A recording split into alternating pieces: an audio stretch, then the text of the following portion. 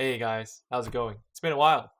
For those who don't know me, I'm Sean, the designer of Cytress, and in today's video, I'm going to be reacting to a video posted by Rahdo.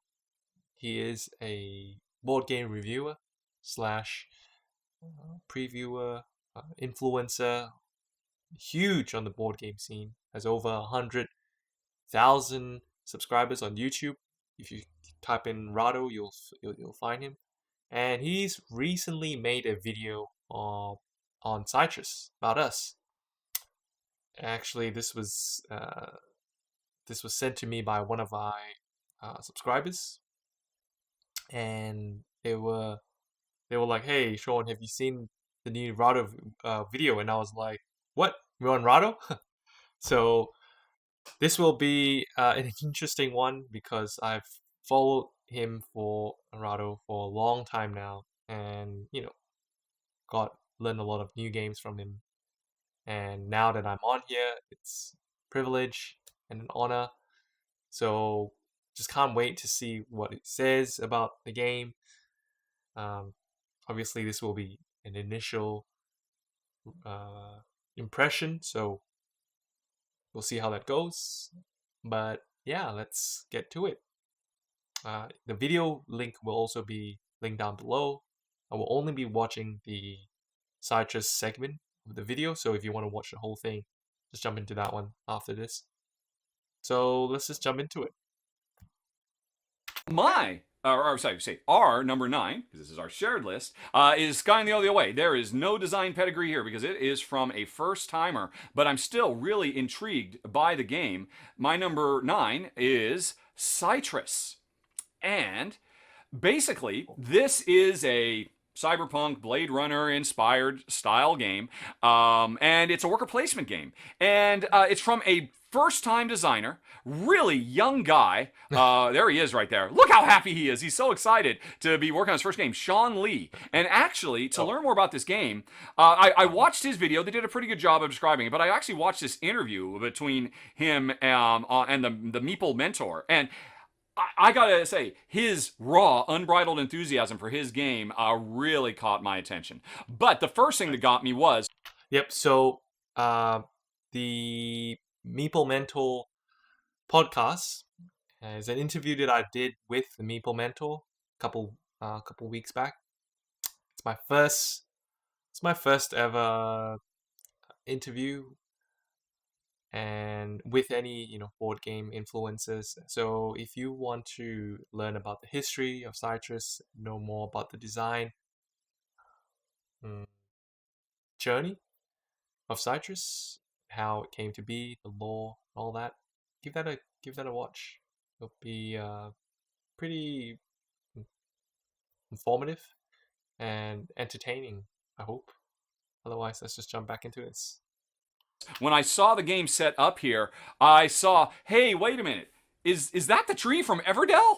And not quite, but it's the same basic like idea. And in this game, you actually use it for something. Yeah, so that's an interesting point.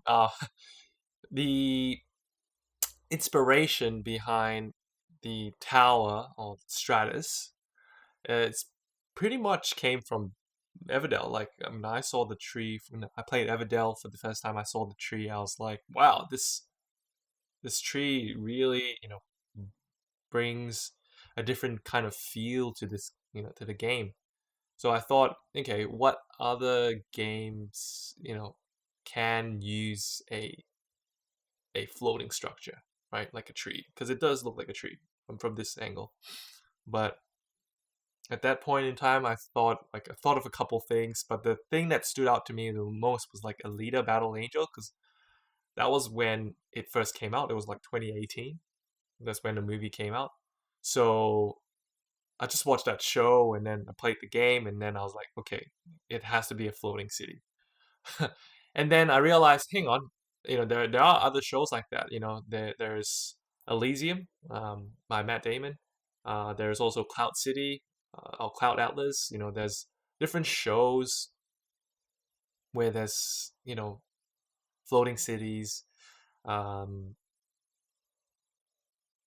and you've got this like hierarchy, and the poor people at the bottom, and then the rich at the top, sort of thing. So it was, and no one's done that. No one's really done that in a game. I mean, and there is a couple cyberpunk games, but not using not to that extent of using the verticality in board games. And I thought, okay, that'd be interesting. Let's see what we can do with this. So that's where the inspiration came from, the Stratos style. So there you go. Let's continue. This is a worker placement game, as I understand it. You've got a bunch of workers that are going around to, there's the underworld where all the poor people are.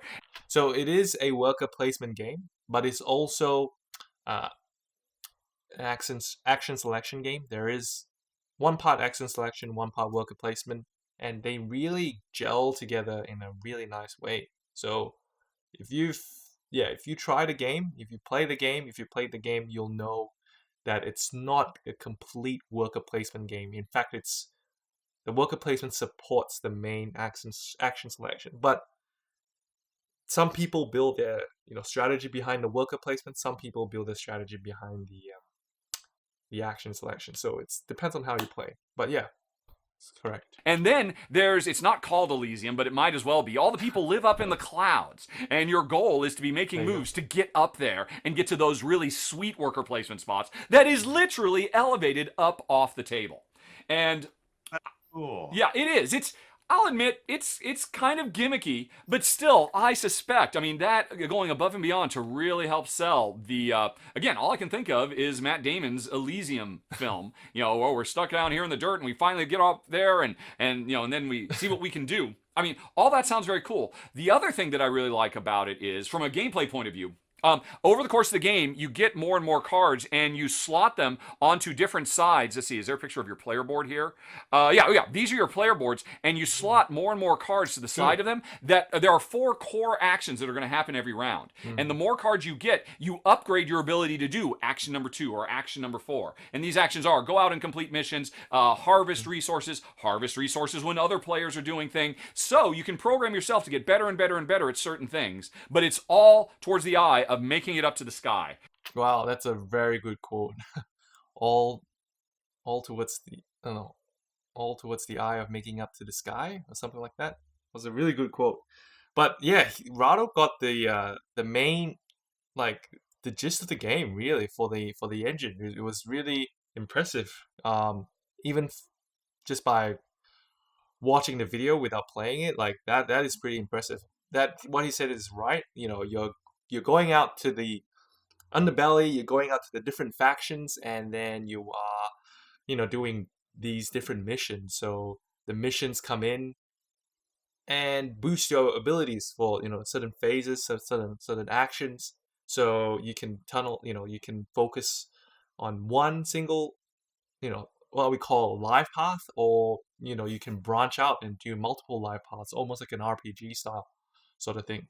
So yeah, that we've got these 5 characters here, and we want to give you different life path options. So that's it. Let's continue. And between those ideas, and again, I cannot stress enough just how, I mean, he is a good salesman for his own game. He really got me involved as he was talking about, all the inspiration. He took a lot of inspiration from his primary inspiration for this game, Wingspan and Terraforming Mars. Yep. And he took those and tried to come up with a Blade Runner Elysium style thing. And yeah, so yeah, if I think he would have watched the whole Meeple Mentor interview then, because I explained that in the interview just down there on that page. I explained how I wanted to combine the constraints from terraforming Mars, of having like your oxygen levels, your temperature, your the water, having the water having enough water and oxygen on Mars, like those constraints to trigger the end game. Like I like that part of terraforming Mars, but I also like the tightness of Wingspan, of having 4 rounds, and each round having this different set of actions, which gets lesser and lesser, which means they become more and more important. and just combining those two together, making it a real, and having that cyberpunk theme on top of it, so just making it a real juicer. So yeah, that was really well put. Yeah. So that all sounds very, very cool to me, which is why it's number 9 on the list, Cytress. Oh, that looks really cool, and I like the fact that you pointed that tree-looking thing. You know, in Everdell, it's basically just used to hold workers and a couple of cards and stuff. But this actually, you were actually climbing up there as part of the game, which I think is neat. Yep. Okay. Well, Yeah, that's it. So that is exactly what I thought when I was playing Everdell. I was like, how can I do more with this thing? I've got it on the table. I know I want to do more. Like, that's then and having that cyberpunk theme of going from the bottom to the top. Putting your meeples, putting your characters, starting from the bottom and then moving them to the top slowly and climbing up to the peak is really cool. That you don't just finish the game on the board, like you finish the game on top of the tower. And that part is what makes Cytress very different from Everdell, and very different from games that don't have a structure, because we can't play with the structure. You need the structure to play. It is not just a uh, it's not just there for show. It's there for to play. Like, it's part of the gameplay as well. It is part of the mechanic. So the higher you go, the more points you get, sort of thing. And I'm really excited to see more reviewers, and of course, I can't wait for these guys to try Cytress out. But that's essentially it for the review of or reaction um, to the video. I hope you guys like it, and yeah, I'll see you in the next one. Peace.